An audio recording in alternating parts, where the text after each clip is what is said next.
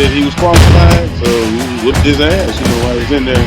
Now, the other stuff that happened, it went down the way it did, man.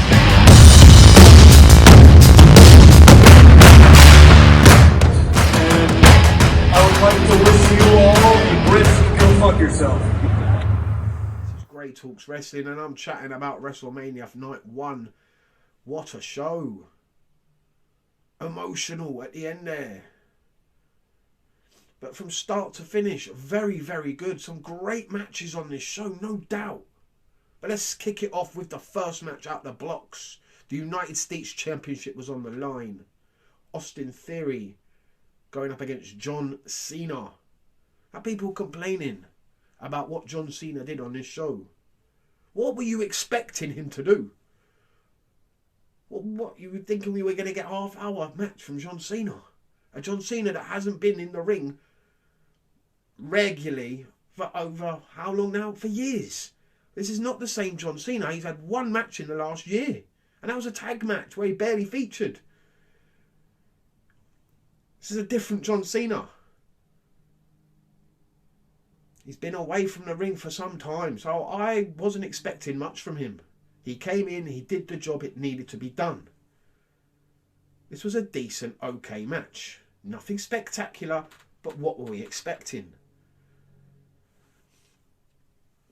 Yeah, the bald spot's getting bigger. Yeah, he could have probably done with being under a sunbed for a little bit, but he came in, did the job, and Theory got over, and it worked.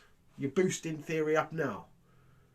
We might see John Cena again, who knows, SummerSlam, next year's WrestleMania, who knows what's next for John Cena, but Austin Theory, there are a lot more bigger things to come. John Cena did what was right here. Anyway, we move from what was a decent match to the men's WrestleMania showcase, and what were you expecting, really? It's just 8 guys in the ring showcasing what they can do. It was enjoyable for what it was. Street Profits get the win. I'm not too big on that. I mean, how many times are we going to see them have title shots and work as a tag team? It's got to come to a point where they split. You can see it coming. Montez Ford is the star. But Angelo Dawkins is impressing me. Impressed me in this match. Everyone did, really. I mean, you had some good moments in the match with Braun Strowman doing the splash off the top rope. You had Chad Gable suplexing, or German suplexing Braun Strowman. That was fantastic. And yeah, it was an enjoyable 8 minutes where just guys doing their stuff, showing what they can do. Enjoyable.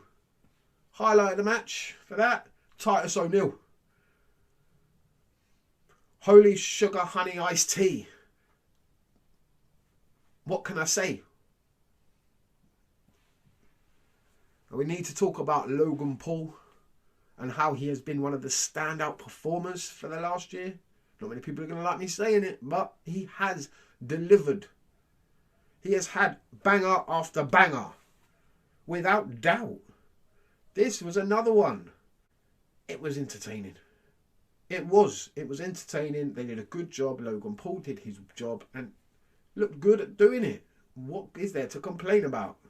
The next match brought to you by Andrex, the toilet break. Trish Stratus, Lita and Becky Lynch versus Damage Control. Yeah, man, I haven't cared about Lita and Trish Stratus for over 20 years. Becky Lynch, her fire is out. And Damage Control, after this match, there's just no point to them anymore. They've lost all their heat. They are done out here. They got beaten, smoked a big fat L. It's time to go. What are you going to do with them now? What is there to do with them now? Nothing. They ain't got their tag titles. None of them are looking like they're going to be challenged for a world title anytime soon. They're just jobbers now. Just feeding to people to build them up. That's all you can do with them. One of the best stories heading into WrestleMania for me has been the Mysterio story. Look where Dominic was a year ago.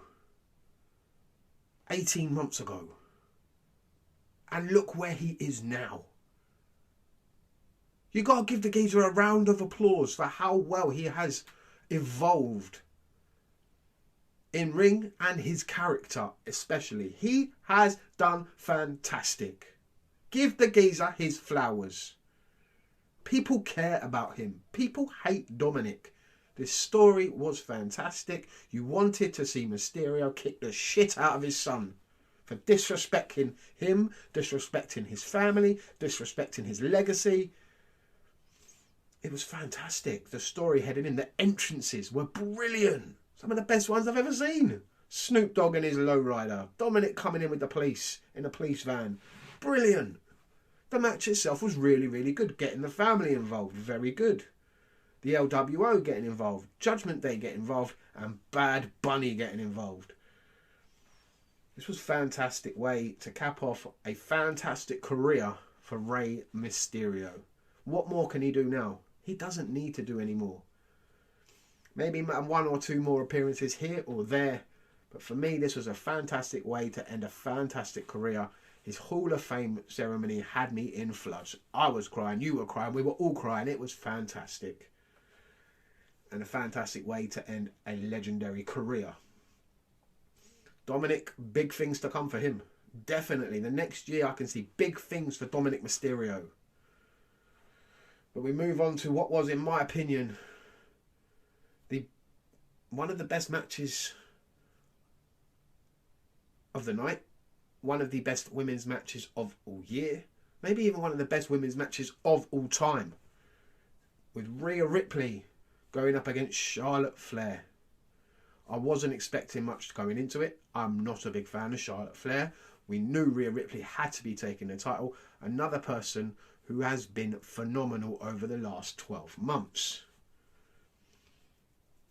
And the future is bright for this girl. She was brilliant here. Her and Charlotte put on a clinic.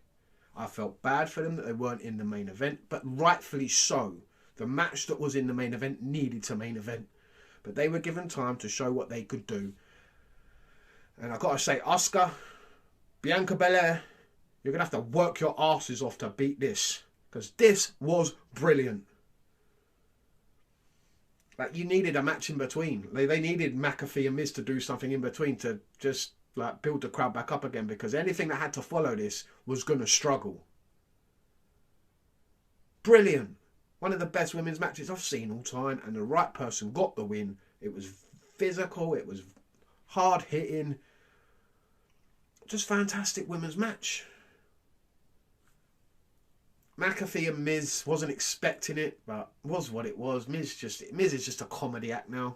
You can't take him seriously ever again, especially after this. And then we move to the main event of Saturday night. The best story of this century in professional wrestling. And these guys, all four of them, deserved their spots. Kevin Owens main eventing WrestleMania back-to-back. Main evented last year against Austin, and he's back again this year. The story throughout the year with Sami Zayn and the Usos. Like I said, the best story of the century in professional wrestling. Nothing can touch it. What they have done, the way the story has been told. It's been epic. And this match was the cherry on top. Just pure emotion. You had the Usos just beating the holy hell out of both Zayn and Owens for the majority. And somehow, some way, they managed to fight back, claw their way back, and find a way to win. The moment Sami Zayn hit that third haluva kick, you saw the screen, just the close-up. Perfection. The emotion in his face. And the moment the announcer announced and knew, you saw the look, the facials of Kevin Owens when he realised his dream had come true. You're not going to see anything better than this in any other company around the world. Nothing can touch the WWE and what they have done over the last year to 18 months with this Bloodline story. Not getting anywhere near it. My only problem is now the Bloodline look like they're being disbanded or taken down a peg or two? Will they go off into the sunset? What do we do next? How do you top this? I can't wait to see him try. This has been the best thing in pro wrestling for over 20 years. And a great way to finish it. I'm pretty sure they're going to do a rematch, probably at Backlash. Wouldn't surprise me, because this has got legs. The Usos deserve their rematch. See where it goes. But what a night one was.